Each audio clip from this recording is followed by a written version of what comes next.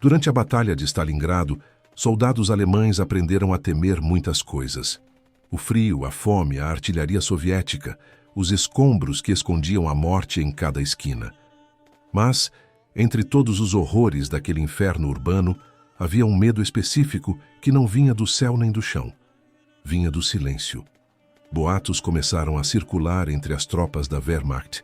Havia uma atiradora soviética operando entre as ruínas. Não era propaganda.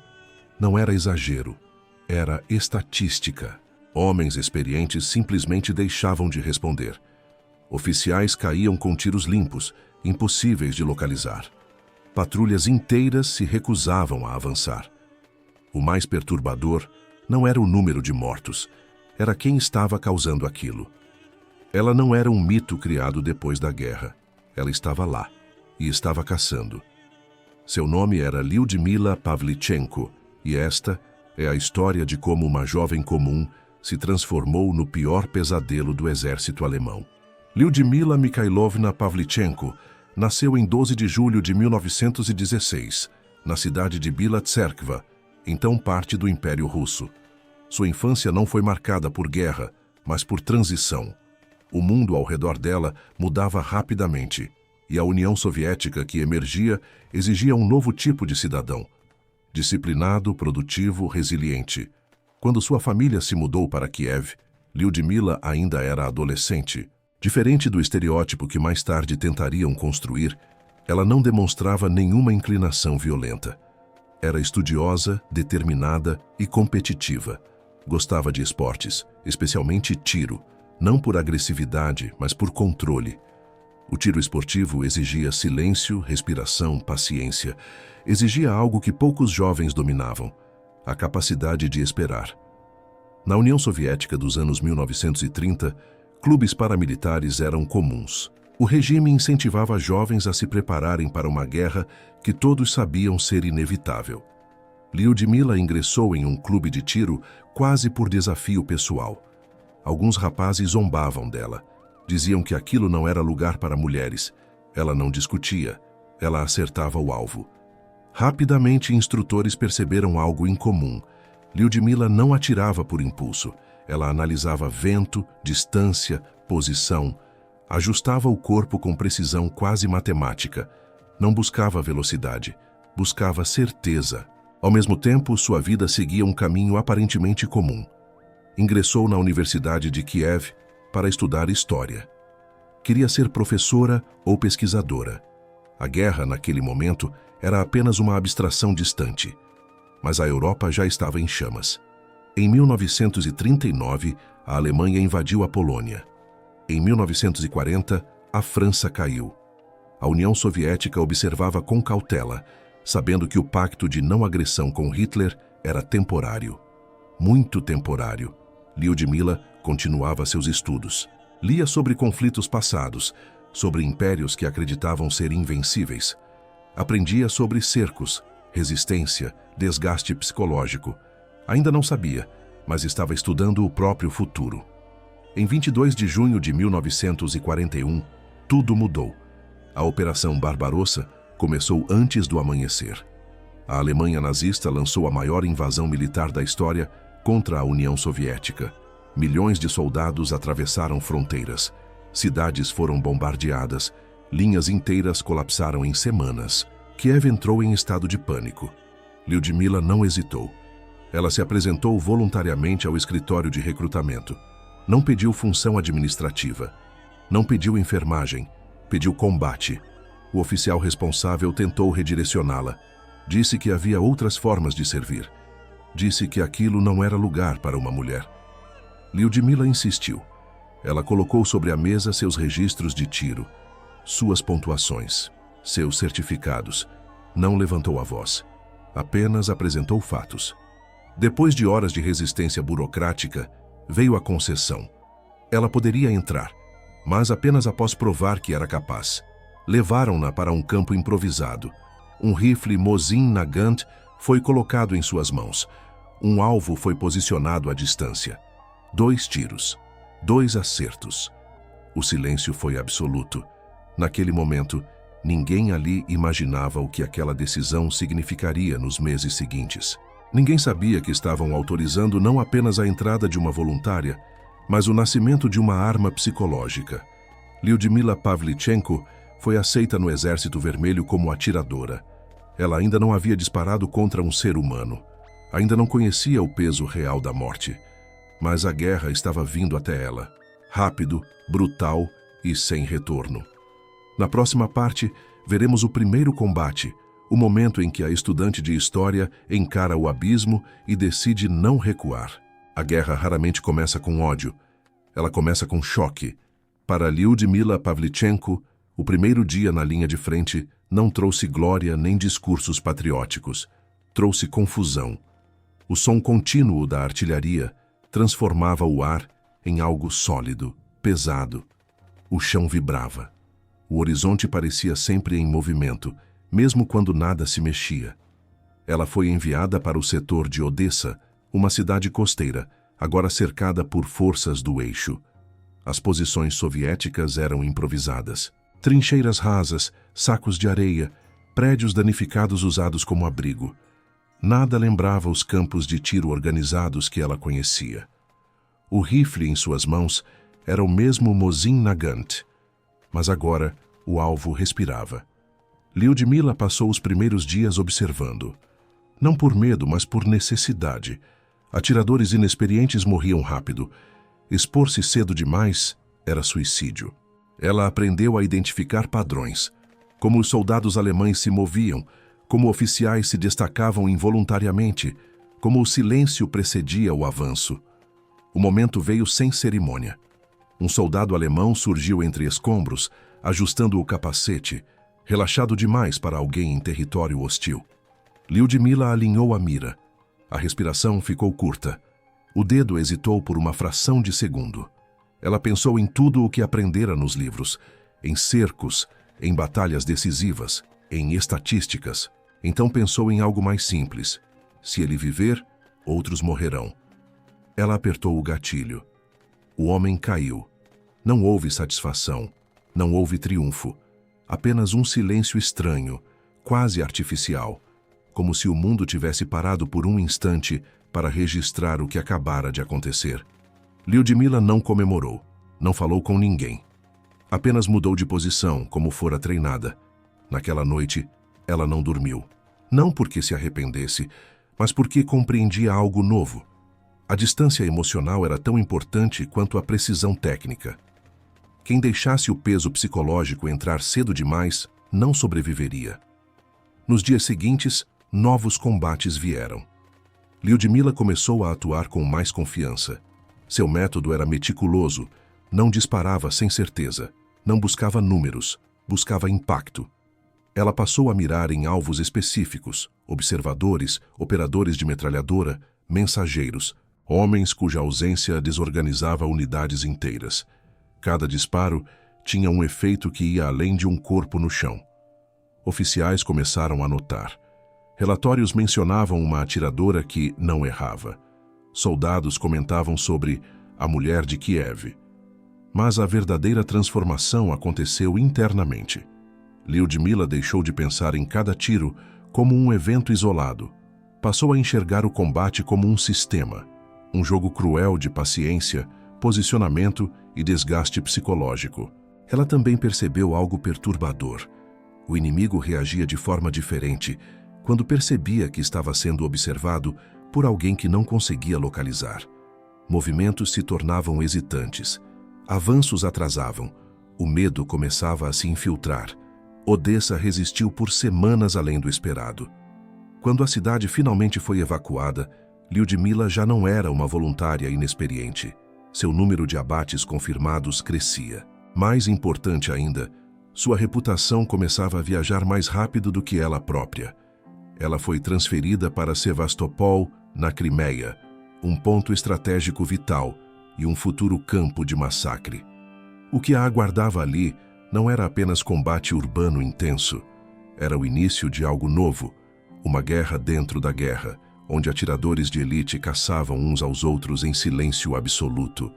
Lyudmila estava prestes a entrar em um jogo mortal contra os melhores homens do exército alemão. E em Stalingrado, esse jogo atingiria seu ápice. Em Sevastopol, a guerra mudou de tom.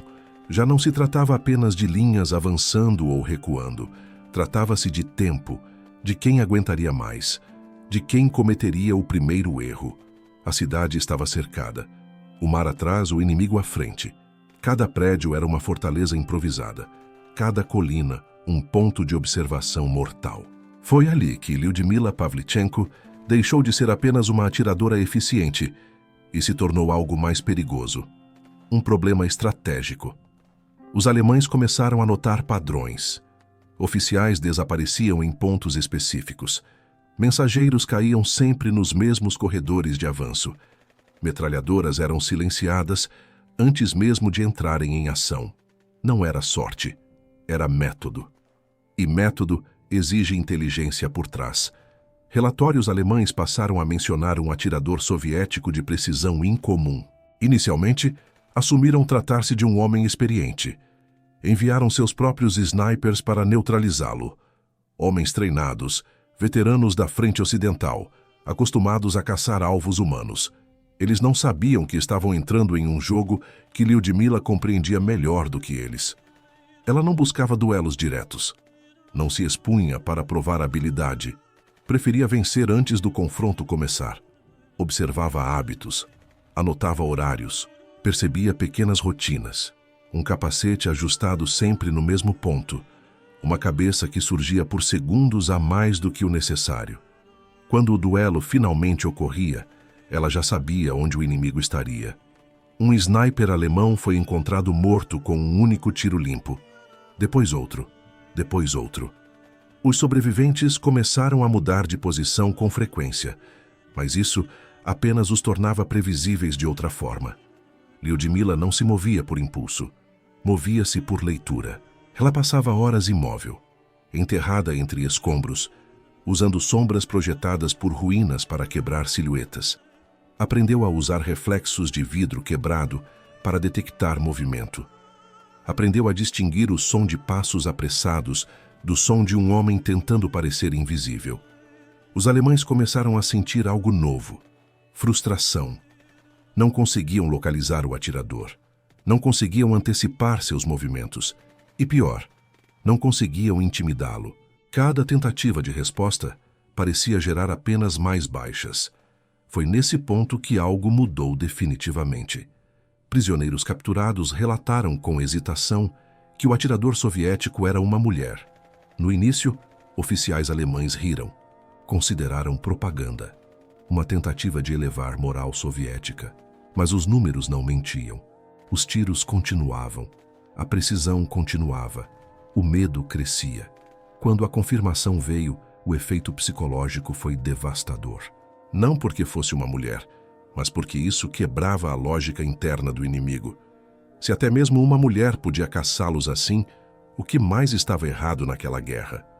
O nome de Lyudmila começou a circular entre as tropas alemãs. Não oficialmente, sussurrado, dito em voz baixa. Tornou-se um aviso implícito, um lembrete de que cada movimento podia ser o último. Do lado soviético, ela passou a ser usada de outra forma. Comandantes começaram a posicioná-la em setores críticos, não apenas pelo dano físico, mas pelo efeito psicológico que sua presença causava. Onde Lyudmila operava, os avanços inimigos desaceleravam. Ela havia se tornado uma arma invisível. Mas Stalingrado se aproximava. E lá, entre ruínas reduzidas a pó, onde cada prédio era disputado andar por andar, o duelo silencioso atingiria um nível jamais visto. Na próxima parte, entramos no coração do inferno urbano. Stalingrado, onde Lyudmila se tornaria não apenas uma atiradora, mas um símbolo de resistência que os alemães não conseguiam apagar. Stalingrado não era uma cidade, era um cadáver que ainda respirava. Quando Lyudmila Pavlichenko chegou ao setor ligado à defesa de Stalingrado, o conceito tradicional de campo de batalha havia deixado de existir. Não havia frente contínua, não havia retaguarda segura. Havia apenas ruínas, prédios esmagados, fábricas destruídas, paredes partidas que escondiam atiradores, granadas e homens famintos. A guerra ali não acontecia em quilômetros, acontecia em metros, às vezes em escadas. Os alemães chamavam aquilo de Rattenkrieg, guerra de ratos, combates corpo a corpo, ataques repentinos, emboscadas silenciosas. Um lugar onde a superioridade tecnológica quase não significava nada. Para um atirador de elite, Stalingrado era ao mesmo tempo um paraíso e um inferno. As ruínas ofereciam infinitos pontos de observação, mas também infinitos ângulos de morte. Qualquer erro, qualquer sombra mal interpretada, significava não apenas falhar, significava ser caçado imediatamente. Lyudmila adaptou-se rápido. Ela entendeu que o tiro perfeito em Stalingrado não era o mais distante, mas o mais paciente. Passava horas observando fachadas destruídas, janelas quebradas, buracos de bala em paredes que denunciavam posições inimigas. Aprendeu a usar os próprios destroços como linguagem. Um tijolo deslocado, um pedaço de pano preso onde não deveria estar, um reflexo mínimo em vidro estilhaçado. Tudo falava. Os alemães, por sua vez, começaram a sentir algo próximo ao desespero. Não conseguiam identificar de onde vinham os disparos. Snipers enviados para caçá-la simplesmente não retornavam. Outros eram encontrados mortos dias depois, em posições que julgavam seguras. Lyudmila não buscava glória individual.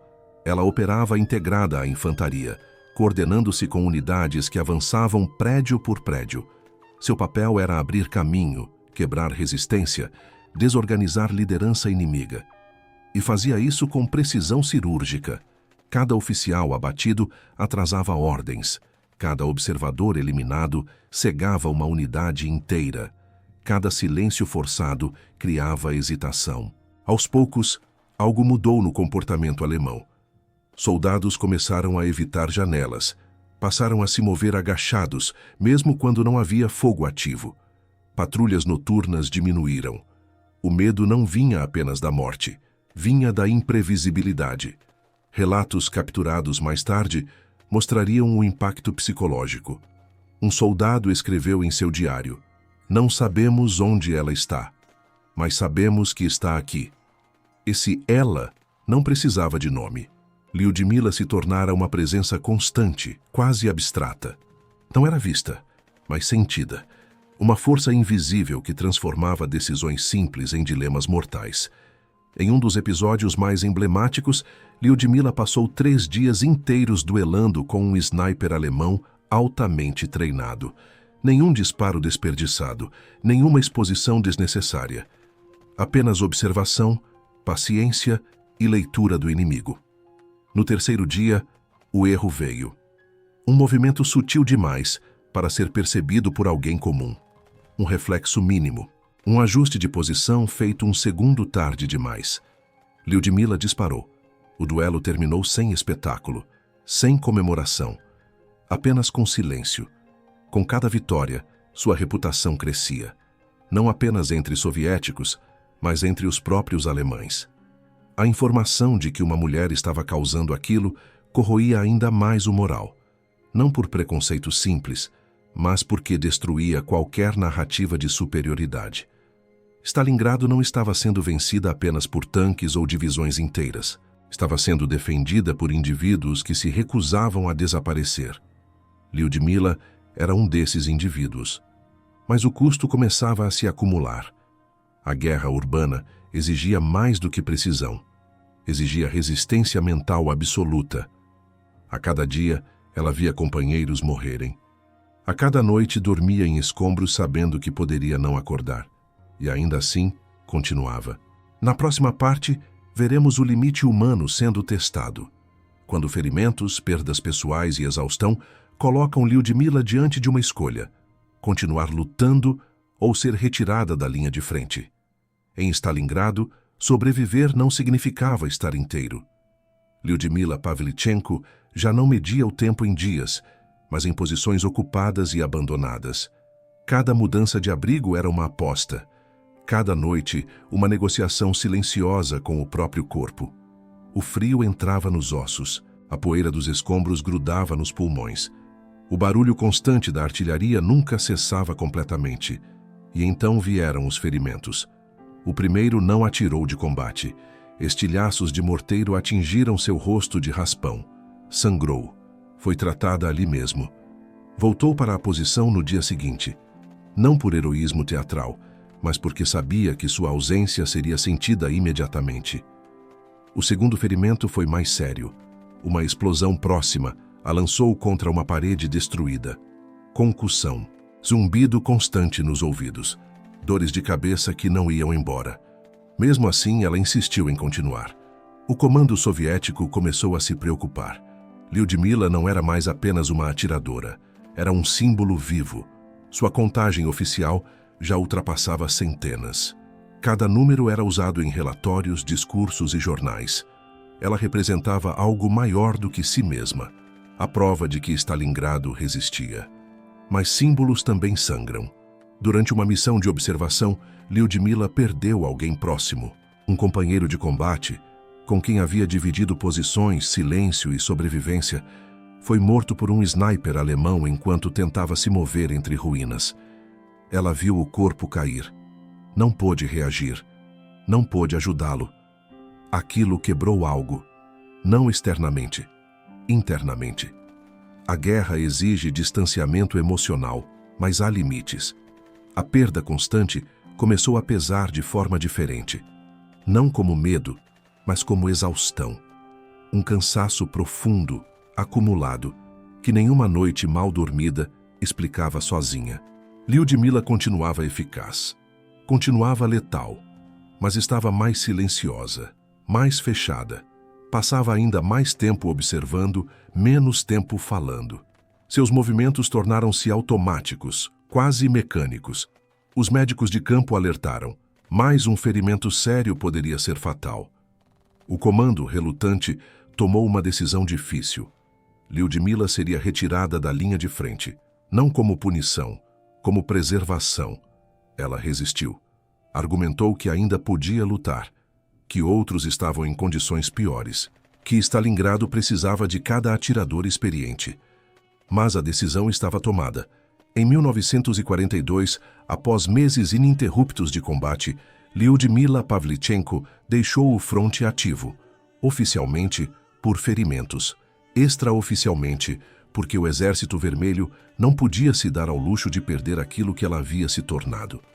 Ela saiu de Stalingrado com 309 mortes confirmadas, a maior contagem já registrada por uma mulher atiradora de elite e uma das maiores da história.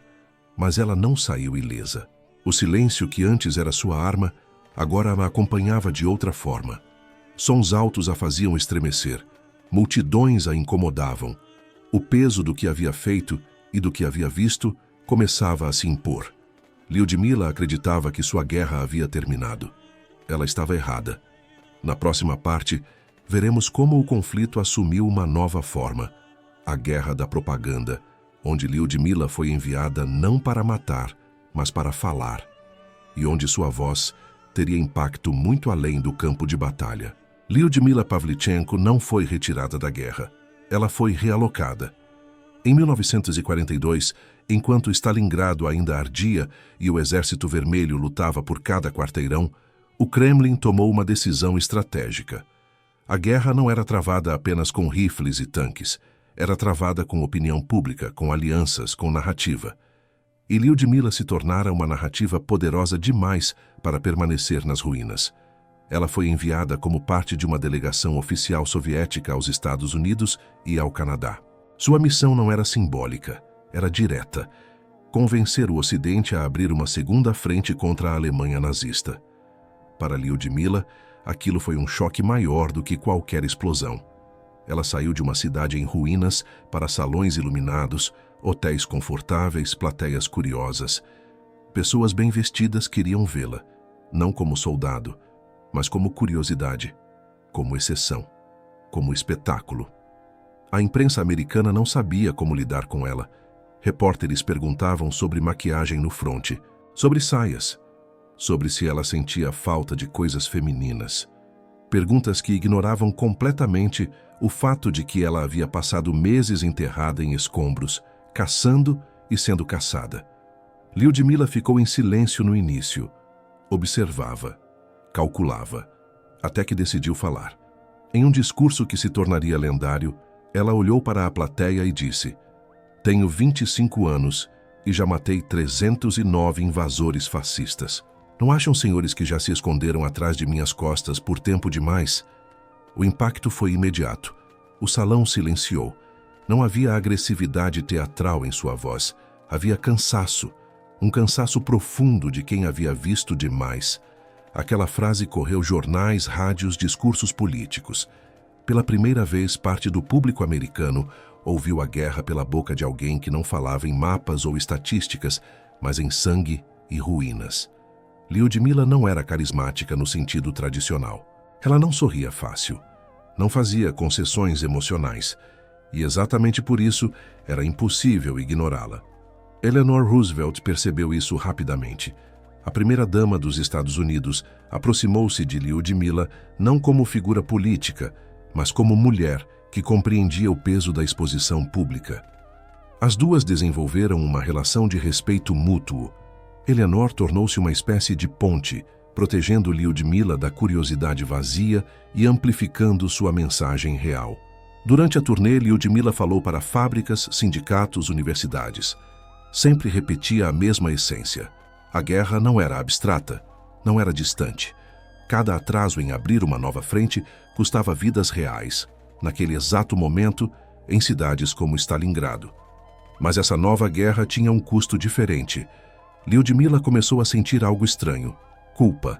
Ela estava segura, bem alimentada, dormindo em camas limpas, enquanto seus antigos companheiros ainda lutavam e morriam. O contraste era brutal.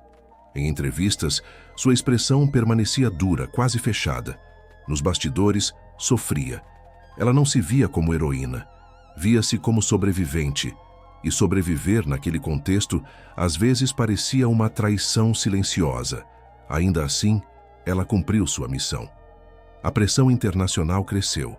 A ideia de uma segunda frente ganhou força, não apenas por estratégia militar, mas porque rostos como o dela tornavam impossível ignorar o custo humano da demora. Lyudmila Pavlichenko havia trocado o rifle pela palavra. E de forma inesperada, a palavra também se mostrou letal. Na próxima parte, veremos o retorno ao silêncio quando a guerra termina. Mas as marcas não desaparecem. E o mundo que celebra heróis já não sabe o que fazer com alguém que carrega tanto peso. Quando a guerra terminou, o mundo quis seguir em frente. Para Lyudmila Pavlichenko, isso nunca foi uma opção real. Ela retornou à União Soviética como heroína oficial. Recebeu medalhas, homenagens, discursos. Seu nome aparecia em jornais. Sua imagem era usada como símbolo da vitória soviética, da resistência feminina, da força do povo. Mas a mulher por trás do símbolo havia ficado em Stalingrado. Lyudmila não voltou ao fronte. Seus ferimentos físicos haviam cicatrizado de forma imperfeita, mas os psicológicos permaneciam abertos. O silêncio que antes era uma arma tornara-se um peso constante. Sons repentinos a faziam estremecer. Multidões a deixavam desconfortável. Dormir sem o hábito de vigiar parecia antinatural. Ela aceitou um cargo como instrutora militar. Treinava novos atiradores de elite, transmitindo técnicas, disciplina e, sobretudo, paciência. Nunca romantizava o combate. Nunca falava em glória. Falava em sobrevivência. Os jovens soldados ouviam em silêncio. Muitos queriam saber como matar melhor. Lyudmila ensinava como não morrer. Ela raramente falava sobre números. Quando mencionava Stalingrado, fazia-o de forma clínica, quase distante. Não porque tivesse esquecido, mas porque lembrar demais era perigoso. Com o passar dos anos, algo curioso aconteceu. O mundo começou a esquecê-la. A União Soviética preferia heróis coletivos. Grandes narrativas, vitórias amplas. Uma mulher sniper complexa, silenciosa, marcada por traumas, não se encaixava perfeitamente no mito limpo que se queria preservar. Lyudmila não lutou contra isso. Ela nunca buscou autobiografias, entrevistas constantes ou fama tardia. Viveu de forma discreta. Trabalhou como pesquisadora histórica da Marinha Soviética. Criou uma vida funcional, não espetacular. Em raras entrevistas, quando perguntada sobre arrependimento, ela respondia com franqueza desconcertante: "Não sinto ódio, sinto tristeza, tristeza pelo que foi necessário." Essa frase resume tudo. Ela não se via como justiceira, via-se como consequência. Lyudmila Pavlichenko morreu em 1974, aos 58 anos. Relativamente jovem, muitos acreditam que o desgaste psicológico da guerra encurtou sua vida. Não houve grandes funerais internacionais, não houve discursos épicos no Ocidente, mas sua história permaneceu. Hoje, historiadores reconhecem seu impacto não apenas como sniper, mas como símbolo involuntário de algo maior, a quebra definitiva da ideia de que guerra tem rosto único, gênero único ou forma previsível. Em Stalingrado, o terror alemão não vinha apenas de artilharia ou tanques. Vinha do silêncio, da espera, da certeza de que alguém observava. E essa presença invisível tinha nome. Lyudmila Pavlichenko não venceu a guerra sozinha. Nenhum indivíduo vence uma guerra. Mas ela provou algo essencial, que um ser humano comum, colocado em circunstâncias extremas, pode se tornar uma força capaz de alterar decisões, moral e história. Não por ideologia, não por desejo de glória, mas por resistência. E talvez essa seja a parte mais desconfortável de sua história. Porque ela não foi um monstro, não foi uma exceção sobrenatural. Foi uma mulher comum, empurrada para o limite, e que respondeu com silêncio, paciência e precisão. O pesadelo dos soldados alemães em Stalingrado não foi apenas Lyudmila. Foi a prova viva de que a guerra moderna não perdoa ninguém, e que às vezes o maior terror não faz barulho algum.